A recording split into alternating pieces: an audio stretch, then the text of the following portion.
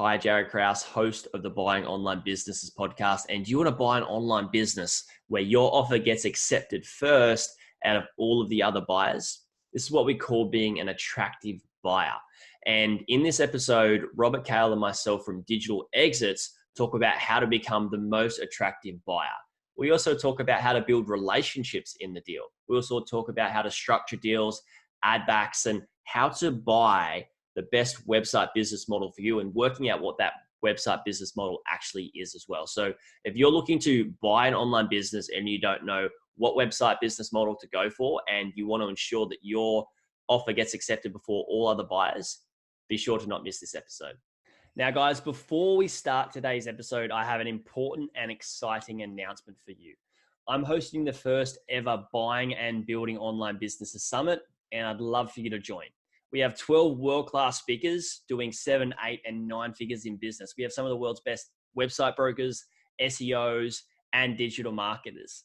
Now, guys, this summit is a free event, and we're going live on the 1st of February, 2020, and it's a 4-day event. And each day, we're going to have 3 speakers. And this summit is being designed to equip you with the best principles, strategies, and tactics to buy websites whilst minimizing your risk and to also grow those businesses so you can become wildly successful with those websites you do buy. And the reason this summit's really important is because what was working in 2019 won't be working in 2020 and beyond. Because what happened in the past, and you can see in the online space, things change very quickly. So whether you're a first-time buyer wanting to buy your first ever website or you have multiple websites you want to grow, you're going to be able to get access to the best mentors in the industry who are going to be able to feed you little gold nuggets throughout this whole event. These are going to be strategies you'll be able to use in 2020 and well beyond to ensure you can achieve your lifestyle goals and your financial goals. So guys, go to the show notes right now and grab yourself a ticket to the Buying and Building Online Businesses Summit. There'll be a link there so you can get access and register for the summit. And now let's get started with today's episode.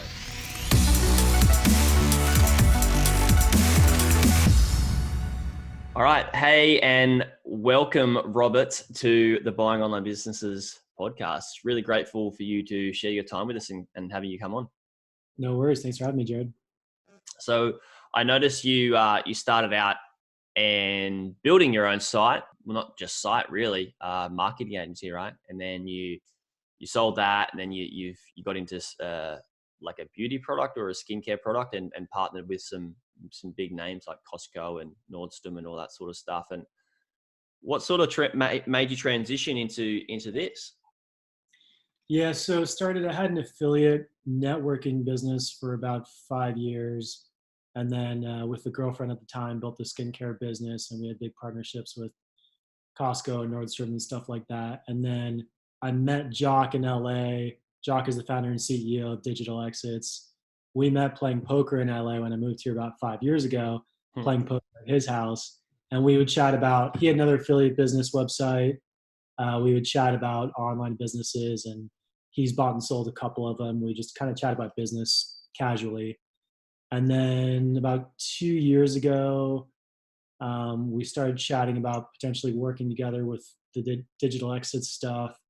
He's always had a couple things going on, needed help with more deals. He knew I had the financial analysis background with my corporate jobs in the past. It had my own, entrepreneur small streak.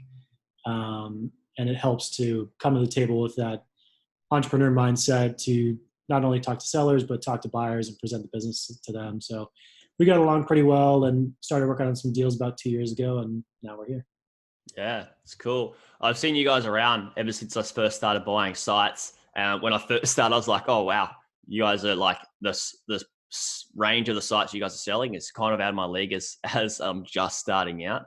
And then one of our mutual friends introduced me to Jock, and I didn't know he was an Aussie guy at all. And then, yeah, it's good that you guys are coming on the show. So I want to ask, like, you talk a lot about, how sellers can set up their sites ready to sell them and all that sort of stuff, and put them in the best position to ensure they can get the most out of their business when they do sell it. Mm-hmm. But on the other side, surely you speak to a fair few buyers as well that want to buy these sites too, right? Yeah, I talk to buyers all the time. Usually I'm talking to buyers after they've already expressed interest in a deal. Mm, Every now and then we'll have buyers or shops that are scouting. Everybody's always continuously scouting.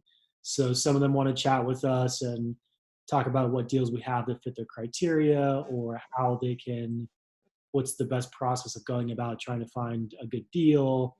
Do we have any coming down the pipeline? So yeah, we talk to buyers on both sides of the deal right now. yeah, cool. And everybody listening to this show is wanting to buy sites, right? And they want to know, they want to be really good at due diligence. So you see a lot of, you formulate, your prospectuses and all that sort of stuff, and then you see people go through the due diligence process. Like, what do you feel some of the common mistakes that buyers would make or not see when they're going through that due diligence period? I think, yeah, I mean, just make sure you understand the business completely. Everybody tries to verify income. So usually buyers are checking bank statements, tax returns, making sure the simple math makes sense. Like if you're doing add backs, check those all the way through, make sure they make sense. And if the seller's, expensing something to another business they own, check that all the way through and make sure that's actually being paid. And I don't know, common mistakes, it's kind of like every deal is different. Some buyers, you can tell they're first time because they aren't asking a lot of questions. Some of them are just too afraid to ask questions. I'd say that's probably the most common mistake is like not digging in deep enough, not asking questions, just be super curious about it and follow it all the way through. So when you're Yeah. doing diligence or even just on that first call with the seller, ask them everything. Like even if it sounds like a stupid question, just like throw it out there. Like they Yeah. probably heard the question before, but like you're a new buyer, just go through it all. Yeah, to be honest, it's a quite a scary thing for a buyer the first time they speak to somebody that's selling their business, because they have this, like, I guess it's unconscious, but this pedestal thing of like, oh, this person's selling this site, they're moving up and out and into something bigger, and I'm just starting out. And I know for me, it was quite, it was like, oh wow, I'm speaking to like legit like business owners that are doing good and stuff online. They're where I want to be, right? So it was quite nerve wracking, and like I just tell all the guys that listen to my podcast and I work with, like, just get on the phone and just practice speaking to business owners, and like practice like asking a bunch of questions. Like you said, there's no stupid question. And when you start to get better, like, because you're not going to be great at this right away, when you start to get better at it, your questions get better. And the better Mhm. your questions get, like, Yeah. especially seeing these deals, the better the answers are that come from it. Like digging further into like, all right, what does this mean? Have you got the, you know, conversion rate or the opt-in rate or whatever it is? This, the You deeper can, the questions go. yeah, you can even ask the seller or the broker, what haven't I asked? And that's a Yes. question like, what haven't I brought up that other people have brought up? Like that's a great way to go about it too. Yeah. And another great question as well, that's a really good one. Thanks. Is that I've said this on another podcast, is another really good question is that asking even the seller is like, what am I not seeing in this business that I should know? Like, what am I missing here that I should know? Yeah. And um, on top of that, I'm glad that you said, you know, just get on the phone and ask more questions, because that's just what we need to do, right? Mhm. Like it's just a learning curve. And let's talk about the ad backs as well. Like you said, some people are just getting started in this space, especially my listeners. What are common ad backs that you see? Is it like cars? Is it like, let's just, I mean, you probably have a better explanation of that for them. Yeah. So when you look at the P&L, the profit and loss, and you see add backs at the bottom, they're usually going to be things like owner salary, maybe a car expense.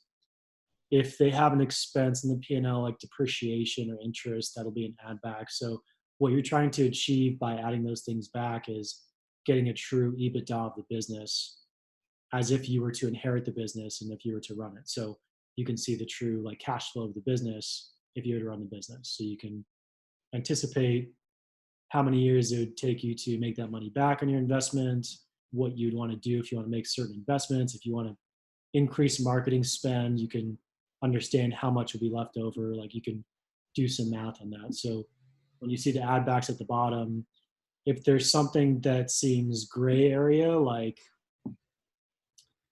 5 cars or like a crazy amount of travel or something, like you can ask questions around that and be like, well, how much of that travel is necessary to the business and how much is personal? If it's all personal, it's fine as an add back. But if a car or travel is necessary for the business, you need to keep some of that expense in there. Yeah. And we've seen things like courses and programs and all that sort of stuff is ensuring that they're helping the business, not just the business owner. I mean, that can be quite gray area as well, right? Like, because a business owner may get that leverage in that last year and then take that knowledge out and use it somewhere else. So it's kind of a gray area, I guess. But for people listening, you've got, you know, especially like the salaries is a common one where you want them to put the salary back in, add it back in, so you can see, all right, what would the business be true, and then you can work out what salary they would pull out themselves and how they would spend that money differently, whether it be travel, cars, all that sort of stuff. Yeah, exactly. Yeah, whatever the business is throwing off as far as profit, that's the number you're trying to get. So the amount you pay yourself could differ, but you want to see what the business is throwing off. Yeah. And so for those first timers that are coming to you and they're wanting to buy sites, do you see them going for a particular business model that may be best for them? Like, I suggest content sites are quite good for beginners. You've got e-commerce sites. You're quite common in selling e-commerce sites. What do you feel is sort of a safe, good sort of business model for a first timer? And I would say, to add to that, somebody that hasn't really got much experience in the online space, because it can definitely change dependent on people's skill set and what they've already learned as well, right? That's kind of my answer, is like play Mm, to your skill set. So I don't personally know a whole lot about SEO, content, stuff like that. Jock is an expert in SEO and stuff like that. I wouldn't buy a business that is heavily reliant upon anything SEO or content marketing or things that I don't really know about. mm, If you're a first time buyer, I mean, yeah, we have a lot of e-commerce. That's our number one category. It's pretty simple to understand as far as a business model and to run operations for that. So it's a pretty straightforward business. yeah, Software is our number two. So yeah, like you're saying, some buyers come to us and say, I'm looking for a B2B software company doing 10 to 15K MRR. Do you have something like that? Like, come to us with criteria. If you don't have criteria, you don't know where to start. E-commerce is pretty simple. Content can be simple if you're just running like an AdSense website. mm, Affiliate businesses are pretty straightforward as well, but really just play to what you know, play to your strengths. yeah, Yeah, I mean, if you're an expert marketer and you see a business that's running Facebook and Google ads, and you can triple that and leverage that, buy one of those and use those skills. yeah. Some people come without any experience as well, and they're like, I just want to buy something that can replace my income, and that's a really good goal. I've had just somebody in my community, just everybody gets welcomed into the community, and they let us a little bit know, like a little bit about themselves. And most of the people that join, they're like, I just want to replace my income. And I was saying that's the best. It's one of my favorite achievements that I've ever achieved, despite the growth that I've had since exiting that whole job scenario, being tied down to a boss and all that. Uh, it's still like one of the best feelings. But for those people that are in that boat that have no idea of like what business to buy or no skills in marketing, SEO, anything, what I did when I first bought my first business was I looked at the different business models, and I picked out a thing that you mentioned before that was a business model that I could understand or was easy to understand. And for me, it was drop shipping, which is e-commerce as well. Mhm. And I just thought, okay, it's simple. You've got a a product that you buy from the wholesaler, they send it out to the customer for you, right? And you make the difference on the margin. Yeah. You got to leave Obviously, it up to the marketing. It's like yeah. basic addition and subtraction math. It's not calculus. So if you can understand it, it's pretty straightforward. Yeah, well, I came from being a simpleton as a plumber, right? So I needed to keep things quite simple. And I suggest that to everybody. Like, if it resonates with you, to go with, like, I understand a SaaS business, or I understand a, a content site, then if it's simple and it makes more sense to them, just go with it, right? Exactly. Exactly. So structuring deals, you see, like, you're working on listings six figures up into the higher sevens. There's obviously some cool deal structuring happening. What do you see is the most common way people are structuring deals? Is it like seller financing? Are you doing seller notes? Have you got funds purchasing these deals, or people pooling cash together? What do you see as a common sort of trend? Yeah. So the most common is probably the SBA loan. A lot of Yep. buyers leverage that US government loan if it's based in the US. So that's typically a buyer putting down 10 to 15 or 20% on the business, leveraging the loan for the rest. The seller walks away with all cash at closing. Sometimes that SBA structure will have a small sell, 5 or 10%. If you're not going SBA financing route, you're buying it with straight up cash, or you want to structure it a little bit differently. A seller note is the most common way to finance part of the deal. So buyers might come in with offers and say, I'll give you 70% cash at closing. Can you do seller financing for the 20 or 30% remainder, financed over a period of 2 or 3 years with an interest of 7% paid quarterly? That's an example of that kind of seller note. The third option is an earnout structure, which typically doesn't happen unless it's a bigger deal. Earnout is when you offer a cash payment at closing and out in addition to that over the next year or two tied to a revenue or a profit goal, so that after the transition you're the owner operator of the business, and if it doesn't hit a certain goal, then you can have a dollar for dollar reduction in that payout to the seller after that point, whatever that benchmark is. That's an option. It's not super common, but it might happen every now and then in multi-million dollar deals. Yeah, and I actually just had a call with one of my clients last night where we're structuring that seller note deal, and if there's a decline in their revenue and stuff like that over a 1 to 2 year period, then their repayments will go down. However, there's you as a broker and the seller want to have confidence in that person who's purchasing the business to scale it. Luckily, this guy has a decade of experience in that type of business, worked with the competitors and all that sort of stuff. So I wouldn't suggest that to complete newbies, but it's definitely a good way to hedge and minimize your risk, right? Right, exactly. That's the whole point, is structuring it so that you get a good deal done. That's not, if you're not comfortable with all cash at closing and there's not another buyer chomping at the bit to buy the business and steal it from you, you have some other options. And honestly, for buyers, you can get creative with terms for the seller. So Mm. after you talk to the seller and you understand their goals, you can kind of get creative with certain terms besides the cash. Like, are they looking for a really fast closing process? Are they looking for 20 days diligence, and is that a sweetener for them? Can I pay them a consulting fee for 6 months after the sale to kind of spread out the cash? Like, you can get pretty creative with terms.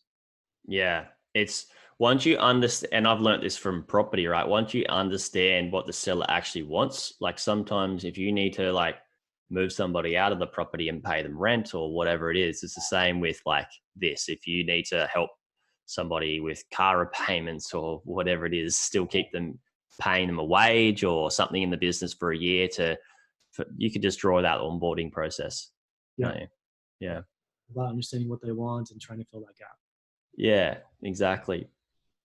Cool. So I've seen on your site, Digital Exits, you've got a few sites up for sale, but you've also got a fair few that are pending. Just wanted to clarify what that actually means. Like, are people still allowed to submit an LOI and do some due diligence on those, or how does that work? Yeah, on our side, sale pending means it's in diligence right now. So we've accepted an LOI and it's exclusive with one buyer going through the process. It's typically about a 30-day process for them to go through diligence. We leave it up there so you can still sign an NDA, read through the prospectus. You can still inquire about it if you want, but understand that it is in process of closing so that if it falls through for any reason in diligence, we can loop back with you and you can have another shot at it if you're still interested after it falls apart. Yeah, Which happens cool. every now and then. Maybe a buyer, can't find financing and doesn't follow through on it, or you know, something happens in diligence. It's rare, but it happens. Yeah. So you obviously have a pool of buyers as well. So if you've got people that jump onto your newsletter and you'll push those out to your newsletter, how else do you sort of get your sites out there to people? As far as marketing a business, we post it online in a couple different places and do the email blast. That's really all we do, unless if the seller has a certain short list of strategic acquirers, we'll reach out to them, try to find the right person in their M&A department, whether that's finance team or whatever it is, to strike up that conversation. But the best way is to be on the email list because that's the first thing to go out. And as soon as a deal goes live, you get an email to your inbox with the details. The NDA process is really fast and straightforward. And after you sign the NDA, you'll be reading the prospectus in 2 minutes. So that's probably the easiest way to read deals. Yeah, awesome. So how long have you been brokering now with digital exits? 2 years with digital exits, and then had the business for 5 years, my side business. Yeah, awesome, man. Congrats. That's really cool. So since being a broker, like I'm sure like you already learned a lot in online business and as being an entrepreneur previous to this. What are Mhm. some of the things that you feel that you've learned that's been really beneficial to you, that would be great for possible buyers to know, uh, about the whole ins and outs of buying a site? I mean, it's a lot easier process when you understand that you're dealing with another person on the other side of the table who it's just a negotiation. It's like going through the numbers, understanding what's reasonable for both parties, understanding what each party wants, and it's a negotiation from there. You find a deal that fits you or your skill set or your criteria, what you're looking for. You want to make sure you understand the business, and then you vet it all the way through to the purchase and give the seller, what's reasonable and makes sense for them. So it's interesting seeing a lot of different deals and closing. Some of them close within a month, some of them within 9 months. So different lengths, different sizes, but it's all kind of the same process. So whether you're buying for the first time or buying for the 10th time, you're doing the same stuff, you're doing the same diligence, ask a lot of questions, find a business that fits for you. Don't waste time trying to fit a square peg into a round hole kind of thing. Yeah. And ask your friends, family, entrepreneur friends opinions, get multiple people's inputs, um, and be a good buyer, meaning like you know follow through on your promises, be on time. If you say you're submitting an offer next week, make sure you submit it. Following through on your word goes a long way with sellers. So I'd say make sure you follow through on that. Yeah. And also it goes a long way with brokers as well, right? Like Yeah. Yeah. we're in the business of building these relationships. And like if you tend to be upfront, be honest, and do what you said, and the deal doesn't turn out to be what you want, then you're going to be a bit more invested in working with them to find what they do want because they weren't like hard to deal with or they weren't just fumbling around. And I suggest people to really learn that due diligence process to become an attractive buyer. And when you know that due diligence process, you can go through it seamlessly. Like you said, it it's quite the same for most businesses. Some of your questions will change, but yeah, I suggest people getting really good at that. And like I give away a free tool. So anybody listening, just go away and grab the free tool. Go to bob.com/free resources. That's buyingonlinebusiness.com/free resources. You get due diligence stuff, all that sort of stuff, right, Robert? But if you can learn all that stuff and just continue to practice it and you build your relationship with you, Hmm. then you're going to be like, you're going to be helping me. You're going to be kind of working for me to get the right deal because I'm an attractive buyer. Like, I don't want to do wrong by you, but like, you're going to see that I have money, I'm interested, and I'm going to do the right thing. And I'm going to be upfront, honest, Yeah. and And go. sellers, Yeah. yeah, sellers are often asking me, they're like, what do you think? Like, which buyer should I go with? Which buyers have their shit together? Yeah. And, they're relying on me as an opinion to tell them what buyers normally look like and which of the good buyers, like what that actually looks like too. Yeah. Because I see it quite common that I guess we're kind of in it changes a little bit when you go to the mid seven figures, high seven figure range where those deal processes take a little bit longer. But it is we're starting to see so much more money come to our space, right? And Mhm. then for the seller, it's so much wiser to work with the most attractive buyer. So it's an easy handover. It's an easy migration. And for these bigger sites, it might be like a year or more where they're still tied into the business whilst they're getting their funds. So you don't want to be dealing with somebody who's fumbling around, right? Exactly. Yeah, there can be a lot of headaches after transition. That's a huge thing for sellers if it's a multi-million dollar business is how much of a pain is it going to be after transition?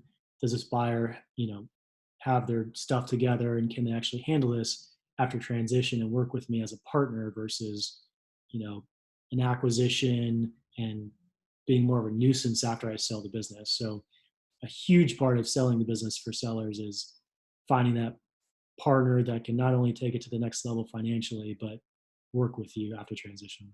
Yeah. And I've seen sometimes even sellers will take a little bit less on a deal to work with Yeah, somebody that's just so much easier to work with. yeah, I've seen that a few times, 100%. Yeah. Cool, Robert. So I want to ask one last question is like, knowing what you know now, being in the brokerage business for 2 years, and obviously as an entrepreneur previously, what advice would you give yourself if you were to go out and buy your first website? Like, what would you sit yourself down and say, like, hey, Robert, if you're going to buy your first website, these would be the things to know. For myself personally, or Yeah. like, Or just for anyone and yourself as well. Yeah. yeah, I mean, I'd say we kind of covered part of it, but know your criteria, know what you want to buy, find something that you can bite off and chew and manage.